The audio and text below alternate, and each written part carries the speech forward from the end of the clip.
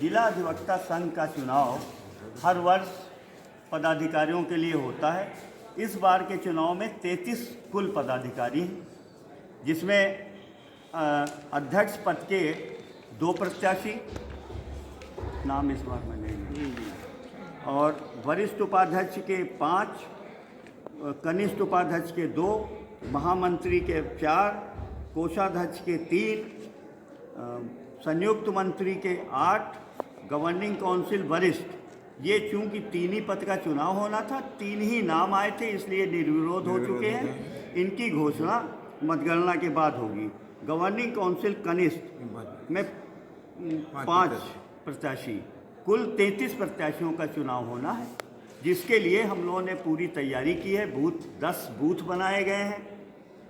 हमारे 10 टेबल हैं, जिनमें 200 के वोटर्स की संख्या हमने निर्धारित की है। उनके द्वारा हम उनको वो बैलेट देंगे और उनके द्वारा मतदान किया जाएगा। कुछ नियम हमने बनाए हैं, जिनमें पहला ये है कि परिसर जो हमारा है, ये चुनाव वाला जो सिविल बार का जो परिसर है, उसमें से पोस्टर बैनर उनको पूरी तरह हटा लेने हैं। अगर वो नहीं हटाते हैं तो हम उसके लिए कार्रवाई करेंगे। मतदान में हिस्सा अगर लेना है तो जिला अधिवक्ता संघ का ही जो हमारा परिचय पत्र है वो माना जाएगा। उसके अलावा कोई भी परिचय पत्र और बगैर परिचय पत्र के कोई भी बैलेट इशू नहीं होगा। मतदान के दिन व मतदेय बूथ के अंदर आपका मोबाइल प्रयोग पूर्णतः वर्जित है। फ़ोटो खींचना, उसको प्रसारित करना, ये सब प्रतिबंधित है। अगर ऐसा करते पाए गए तो उनका बैलेट निरस्त कर दिया जाएगा। और ये इसलिए संभव होगा क्योंकि सारी प्रक्रिया हमारी मतदान और मतगणना आपके सीसीटीवी कैमरे के अंतर्गत की जा रही है। कुल कितने प्रत्याशी हैं? 33 प्रत्याशी। 33 प्रत्याशी कुल है जिनका चुनाव होना है। अच्छा, यहाँ पे क्या व्यवस्थाएं आपने कराई हैं? यहाँ पे हमने 10 बूथ बनाए हैं।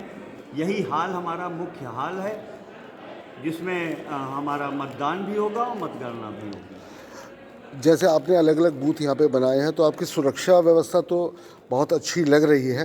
तो क्या ये मापदंड पर उस समय भीड़ को देखते हुए क्या सुचारू रूप से चल सकेगी? बिल्कुल चलेगी। इससे पहले भी मैंने कराया है और हमारे जो चुनाव अधिकारी हैं वो दरवाजे से एंट्री ही ज़्यादा को नहीं देते हैं। कितने बजे सुबह कल से स्टार्ट होगा चुनाव? 9 बजे से शुरू होगा, 5 बजे तक चलेगा। और उसकी मतगणना कब होगी?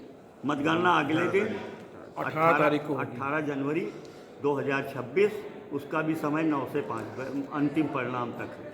इसमें प्रशासन का पूरा सहयोग हम लोग को मिलता है। प्रशासनिक सहयोग पूरा रहता है और सभी लोग विधिवत तरीके से जो हैं यहाँ पर अपनी जिम्मेदारियों का निर्वहन करते हैं। उनके ही सहयोग से हम सभी लोग इस पूरी व्यवस्था को ट्रांसपेरेंट तरीके से कर पाने में सक्षम रहते हैं।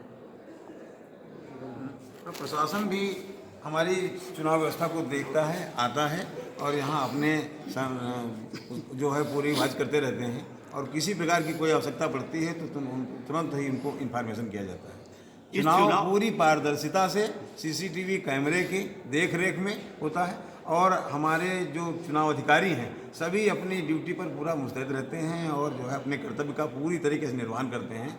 हम लोग कोशिश करते हैं पूरी पारदर्शिता से, बिना पक्षपात के, किसी प्रकार से जो है कोई दिक्कत ना आए, किसी को कोई शिकायत का अवसर न हो और चुनाव को पूर्ण रूप से संपन्न हो। एक चीज़ और अंतिम ये बात मैं ये कहना चाहता हूँ कि जो चुनाव हमारी चुनाव कराने वाली जो समिति है, उसके हम लोगों के संरक्षक elders committee chairman Shri Rajkumar Trivedi ji और श्री प्रीतम सिंह बग्गा जी सदस्य, श्री बलिस्टर सिंह जी और उसके आने वाला इनका हमको बहुत सक्रिय सहयोग मिल रहा है और इन्हीं की ही देख रेख में ये पूरा चुनाव संपन्न हम लोग कराते हैं। सारी जवाबदेही एल्डर्स कमेटी की और चुनाव कमेटी की होती है।